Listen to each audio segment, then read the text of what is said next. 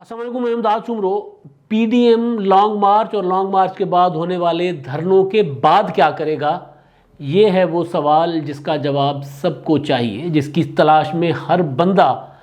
جو ہے وہ سرگرداں ہے، خاص طور پر صحافی، کہ جناب اب اگر آپ دھرنے دے دیں گے اور دھرنوں کے بعد بھی حکومت نہیں جاتی تو اس کے بعد کیا ہوگا، اس کے بعد آپ کی حکمت عملی کیا ہوگی۔ تو وہ حکمت عملی بھی پہلے سے طے ہے، جس کو تھوڑا سا موڈیفائی کرنا، جس کے نوک پلک ٹھیک کرنا باقی ہے۔ جو موٹی موٹی چیزیں ہوتی ہیں نا، وہ ساری کی ساری طے ہیں۔ وہ میں آگے جا کر آپ کو بتاتا ہوں کہ وہ وار کیا ہوگا جو پی ڈی ایم نے سوچ رکھا ہے کہ اگر اسلام آباد کی طرف لانگ مارچ کے باوجود عمران خان کی حکومت نہیں جاتی، اور اگر اس کے بعد ہونے والے دھرنوں سے بھی کوئی بہت زیادہ فرق نہیں پڑتا تو پھر کیا کریں گے۔ پہلے تو یہ کہ اسلام آباد میں دھرنے ہوں گے،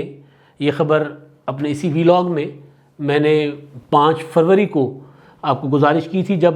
پورا میڈیا صرف لانگ مارچ کی طرف تھا کہ جناب لانگ مارچ ہوں گے، تو میں نے ہی گزارش کی تھی کہ لانگ مارچ کے بعد دھرنے ہوں گے، ایک نہیں کئی دھرنے ہوں گے۔ فیض آباد پہ دھرنا ہوگا، اس کے بعد ایک اور دھرنا ہوگا، پھر ریڈ زون میں دھرنا ہوگا، کیونکہ پی ڈی ایم نے وہ فیصلہ کیا تھا جس کو اناؤنس نہیں کیا تھا، مگر مولانا فضل الرحمان صاحب نے اب اس فیصلے کو، میری خبر کو آن کر دیا ہوا ہے، وہ جو میں نے اپنی نیوز بریک کی تھی اپنے ویلاگ میں۔ تو اب دھرنے ہوں گے، لیکن اب سوال پھر وہی آتا ہے کہ دھرنوں کے بعد کیا ہوگا، مگر جو استعفوں والا آپشن تھا، یا وہ جو ایک چیز تھی کہ آصف زرداری، نواز شریف اور مولانا فضل الرحمان صاحب کے درمیان اختلافات ہیں، اور آپ نے وہ کچھ خاص طرح کے مائنڈ سیٹ کے لوگوں کی اور حکومت کے لوگوں کی باتیں آپ نے سنی ہوں گی کہ جناب ان کے اندر اختلافات ہیں، یہ ہے وہ ہے۔ اختلافات کی بات کو شروع دن سے میں آپ کو یہ گزارش کرتا آیا ہوں اور انفارمیشن کی بنیاد پہ کرتا آیا ہوں کہ اختلاف ضرور ہے، اختلاف رائے کی حد تک ہے ان شخصیات کے درمیان، اور کیونکہ جب ایک اتحاد ہے جس میں مختلف الخیال، ابھی بہت بھاری اردو میں بولنے لگا تھا، جس میں مختلف ذہن رکھنے والی، مختلف نظریات رکھنے والی، مختلف سوچ رکھنے والے لوگ بیٹھے، ایک چاہتے ہیں کہ جناب لشکر لے جا کے حکومت گرا دیں، دوسرے کہتے ہیں نہیں یار آئین اس کی اجازت نہیں دیتا، ایک کہتے ہیں کہ جناب میں تو باہر بیٹھا ہوں، مجھے تو ہر حال میں پاکستان آنا ہے تو ان سے جان چھڑوائیں، دوسرے کہتے ہیں آپ ذرا آرام کریں، ہم یہاں پر بھگت رہے ہیں، تھوڑا سا آپ باہر بیٹھے ہوئے، ہم تو یہاں پر پیشیاں بھگت رہے ہیں۔ تو یہ ایک الگ الگ چیزیں ہوتی ہیں کہ ہر بندہ اپنے اپنے مسائل اور اپنے اپنے طریقے کے حل بتا رہا ہے، کیونکہ بنیادی طور پر پی ڈی ایم میں 3 میجر پارٹیاں ہیں۔ 3 میجر پارٹیاں، مسلم لیگ نون عددی حساب سے پی ڈی ایم کی سب سے بڑی، یعنی قومی اسمبلی میں اور عددی اعتبار سے قومی اسمبلی اور سینٹ میں، پارلیمنٹ میں پیپلز پارٹی نمبر 2 پہ ہے، اور نمبر 3 پہ ہے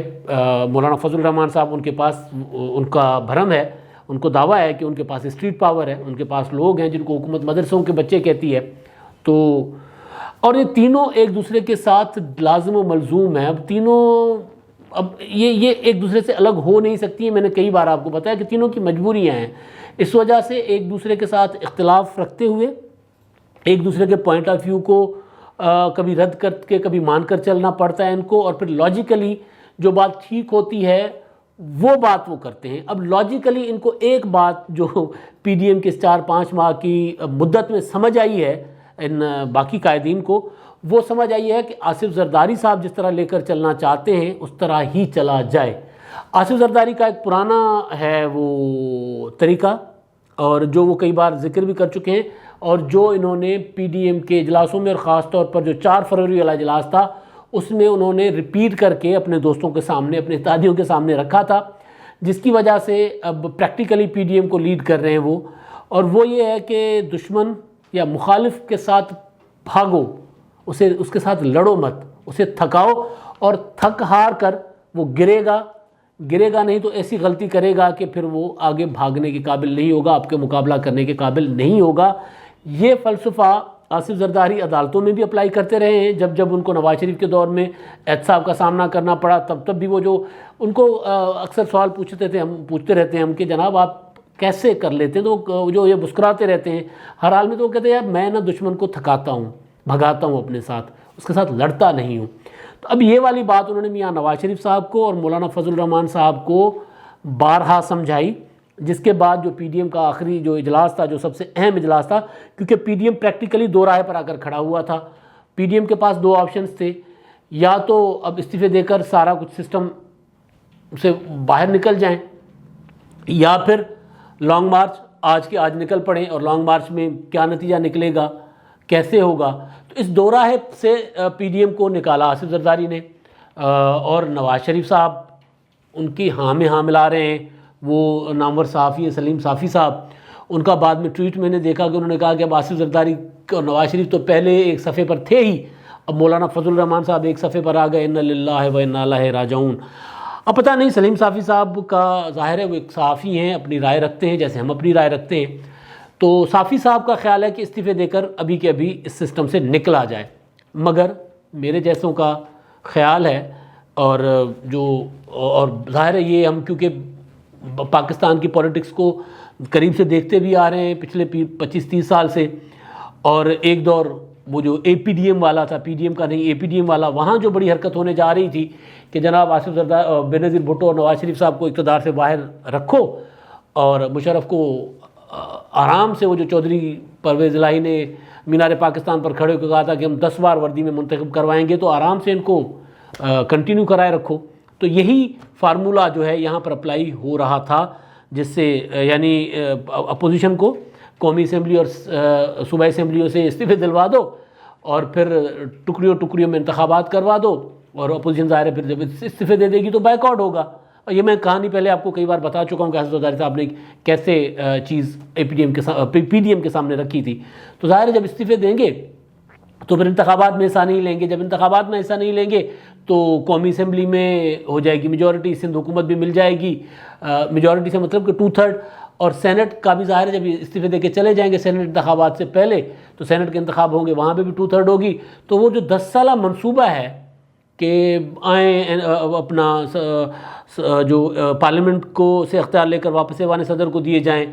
اور جناب 18ویں ترمیم ظاہر اس کا ایک حصہ ہے، لیکن 18ویں ترمیم میں NSC ایوارڈ ختم کیے جائے، وسائل جو صوبوں کو دیے گئے وہ واپس مرکز کو دیے جائیں تاکہ صوبائی خود مختاری بھی واپس ہو، تو تاکہ اس پر عمل درآمد ہو. اب مولانا فضل الرحمان صاحب یا جو صحافی جن کا میں نے ذکر کیا، ان کی اپنی رائے ہو سکتی ہے، وہ ہو سکتا ہے، لیکن پریکٹیکلی ہونے یہی جا رہا تھا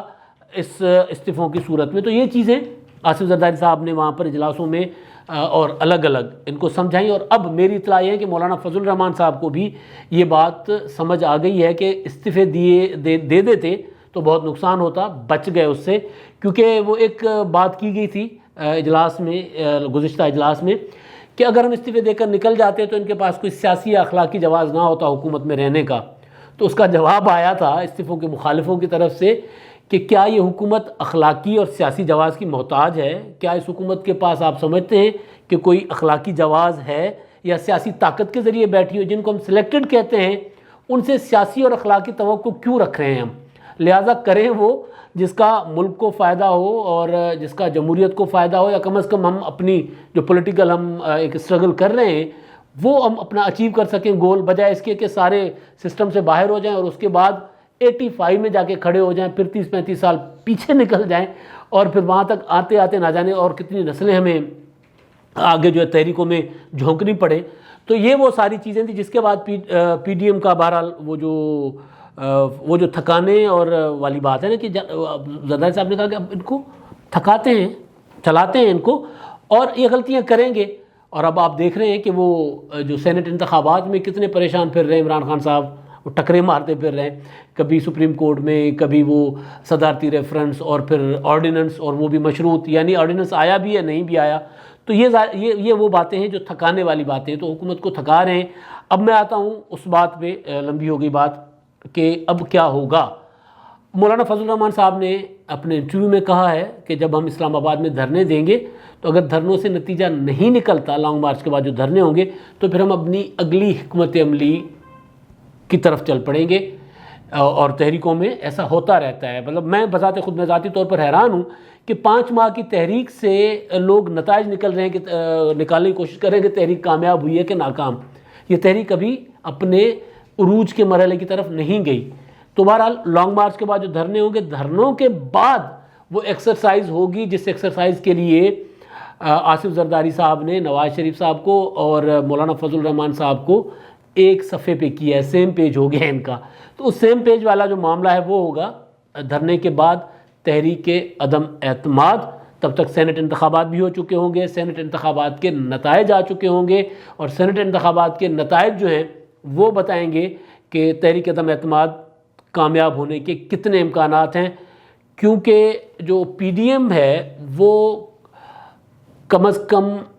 سینٹ کا انتخاب انہوں نے مشترکہ لڑنے کا فیصلہ کیا ہے، لیکن زیادہ ان کا زور جو ہے وہ ہوگا قومی اسمبلی میں جو 2 سیٹیں اسلام آباد کی ان پر. اور ان 2 نشستوں کے لیے اگر پی ڈی ایم ایک نشست بھی لے گئی وہاں سے، جو کہ ان کی پاس میجورٹی نہیں ہے، اگر وہاں پہ لے گئی تو اس کا مطلب یہ لیا جائے گا کہ تحریک عدم اعتماد آئی تو کامیاب ہو سکتی ہے. تو دھرنوں کے بعد ہوگی تحریک عدم اعتماد، اور جو یہ طے ہو چکا ہے، اب اس کی اناؤنسمنٹ نہیں ہو رہی، اس پر کام ہو رہا ہے. اور پیپلز پارٹی یوسف رضا گیلانی صاحب کو سینٹ کا انتخاب اسلام آباد سے لڑوانے کا بھی اسی لیے انہوں نے آپشن دیا ہے، تجویز اسی لیے دی ہے کہ یوسف رضا گیلانی صاحب کا ایک بڑا قد کاٹ ہے. وہاں پر اگر وہ انتخابات سینٹ کا لڑتے ہیں اسلام آباد سے اور حکومتی اتحاد کے اندر کوئی دراڑ پڑتی ہے، ڈینٹ پڑتا ہے، تو وہ ڈینٹ آگے جا کر کام آئے گا تحریک عدم اعتماد میں. اور تحریک عدم اعتماد ہوگی تو رمضان شریف میں ہوگی، روزوں کے دوران ہوگی، کیونکہ یہ دھرنے جو ہیں بہت زیادہ لمبا بیٹھنے والے نہیں ہیں. 26 مارچ کو لانگ مارچ ہوگا، اس کے بعد جتنے بھی دن لگتے ہیں اسلام آباد پہنچنے کے، اس کے بعد زیادہ سے زیادہ ایک ہفتہ یا ایک ہفتہ بھی بڑا ہے، ایک ہفتے کے اندر اندر یہ سارا جو ہے وہ اپنا نتیجہ نکال کر پی ڈی ایم اگلے لاہ عمل کی طرف چل پڑے گی. اور اسی دوران یہ ان کی مشاورت بھی جاری رہے گی، اور اسی دوران اپنی تحریک کے اندر خامیاں اور کمزوریاں، کامیابیاں، ناکامیاں، اس کا کیا جائے گا بھاؤ تول، اس کا ناپ تول کی جائے گی، تاکہ پتہ چلے کہ کہاں کمزوری چھوڑی، کون سا اعلان کرنا تھا اور کون سا نہیں کرنا تھا، آگے کیا اعلان ابھی کرنا ہے کیا نہیں کرنا. یہ ساری چیزیں اب پہلے سے طے کر کے چلیں گے. وہ جو کہتے ہیں نا کہ سینے کے ساتھ کارڈ لگا کر کھیلیں گے، اب پی ڈی ایم وہ کرنے جا رہی ہے. اور اگلا مرحلہ ہوگا تحریک عدم اعتماد کا سینٹ کے انتخابات کے نتائج کے ساتھ مشروط. اور عمران خان صاحب اسی وجہ سے اوپن بیلٹ کے ذریعے مسلسل کوشش کر رہے ہیں کہ کسی طور پر سینٹ کا انتخاب ہو تاکہ بھرم برقرار رہے. اب تک کے لیے اتنا ہی. اللہ حافظ.